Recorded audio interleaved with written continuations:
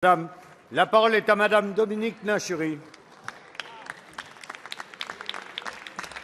Monsieur le Président, chers collègues, ma question s'adresse à Monsieur le Premier ministre et j'y associe mon collègue Christophe Guillotot. Monsieur le Premier ministre, l'activité des entreprises du bâtiment s'est encore ralentie au trimestre dernier, avec des conséquences en matière d'emploi considérables.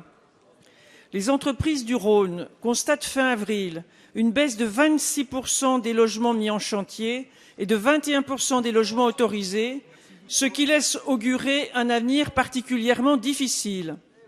Il en va de même pour la construction de locaux, moins 24% pour les locaux commencés comme autorisés dans le Rhône. Les mesures ou orientations gouvernementales prises récemment ne vont pas contribuer à inverser cette tendance.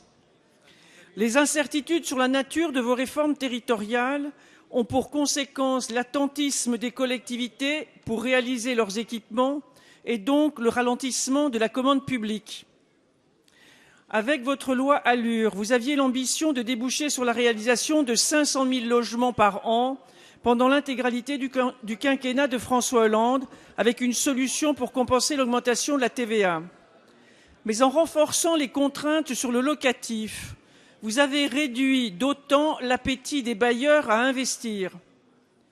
La loi Allure, combattue par l'opposition lors des débats et entrée en vigueur depuis 3 mois, se découvre tellement contre-productive que vous envisagez déjà de revenir dessus. Nous sommes bien loin des promesses électorales.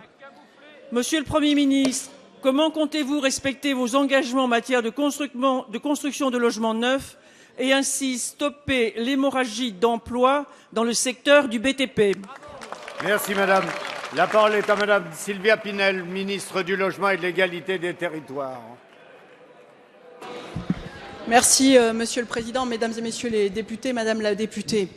Vous avez raison, la situation du logement mérite la mobilisation de l'ensemble des élus, de l'ensemble des acteurs pour répondre à un objectif qui est celui de l'accès au logement.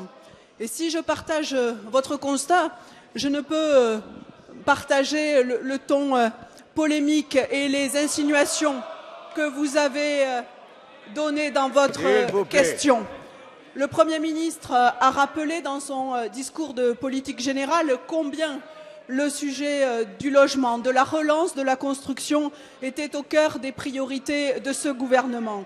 C'est la raison pour laquelle la semaine prochaine, nous aurons l'occasion de présenter un certain nombre de mesures de simplification notamment, pour lever les freins à la construction, pour en limiter les coûts. Mais je tiens à vous préciser, Madame la députée, que la loi Allure que vous évoquez a très peu d'application immédiate. Simplement, certaines mesures sont d'application immédiate. Pouvez-vous être contre l'encadrement et l'interdiction des marchands de sommeil?